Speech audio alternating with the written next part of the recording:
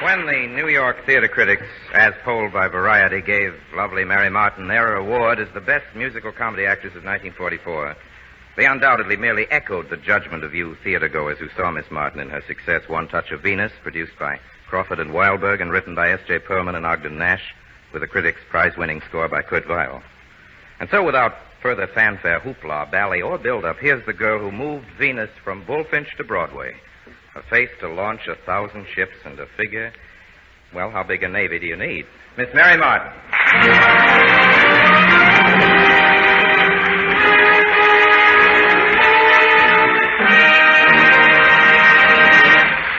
Mary, how long has your show been running? Orson, we opened October the 7th, 1943. So last night was our first birthday.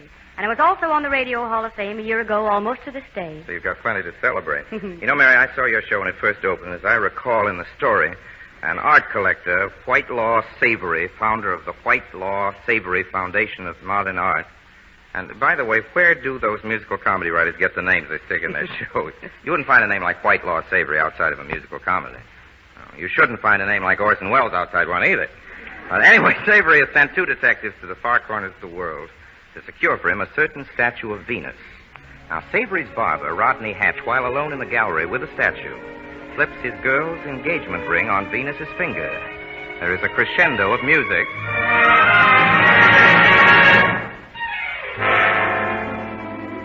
And the statue of Venus comes to life in the person of Mary Martin, who considers herself engaged to Rodney, which is easy on Rodney. Later, Rodney finds himself in a hotel suite with Venus. Well, do you like this necktie any better than the one I've been wearing? Come here, Rodney. Good gosh. Is it all right for anybody to feel as good as I do? Don't be so humble, darling. I can't help it. I keep wondering why anyone as wonderful as you would even bother with me. If you ever change, I'll leave you. Rodney, may I confess something? This ring only brought us together. It had no power to make me love you. Darling. Oh, that tie is not nearly gay enough. You look so somber, like a notary public whose term is about to expire. Well, how about the yellow one? The one with the little horse's head. It's pretty keen. It's in the other room. And while you're away, remember I love you. You know the way you feel when there is autumn in the air. That's him. That's him. The way you feel when Antoine has finished with your hair. That's him, that's him. You know the way you feel when you smell bread baking. The way you feel when suddenly a tooth stops aching. Wonderful world, wonderful you. That's him, that's him. He is as simple as a swim in summer. Not artist, not actorine. He's like a plumber when you need a plumber. He's satisfactory. You know the way you feel when you knock on wood. The way you feel when your heart is gone for good. Wonderful world, wonderful you, that's him. You could shuffle him with millions, soldiers and civilians. I'd pick him out. In the darkest caves and hallways, I would know him always, beyond a doubt. Identification comes easily to me, because that's he. You know the way you feel about the rhapsody in blue. That's him, that's him. The way you feel about a hat created just for you. That's him. You know the way you feel when the fireflies glimmer. The way you feel when overnight your hips grow slimmer.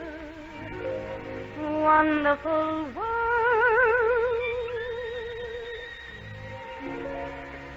wonderful you.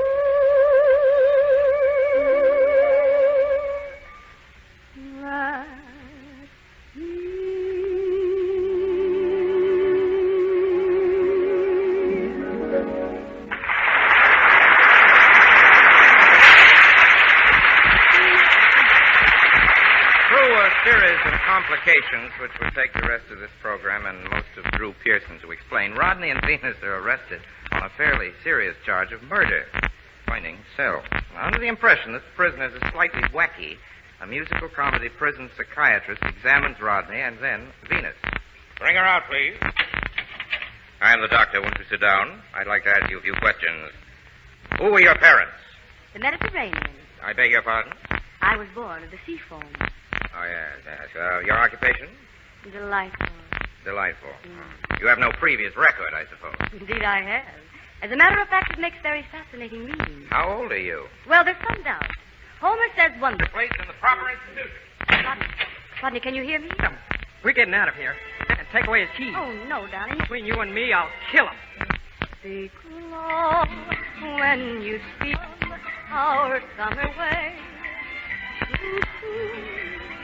When you speak loud like ships adrift are. Speak low, darling, speak low. Love is a spark lost in the dark. Too soon, I feel wherever I go that tomorrow is near, tomorrow is here, and always too soon. Time is so old and love so brief. Love is pure gold and time a thief. We're late, darling, we're late. The curtain descends, everything ends. Too soon, I wait, darling, I wait. Will you speak low to me? Speak low to me.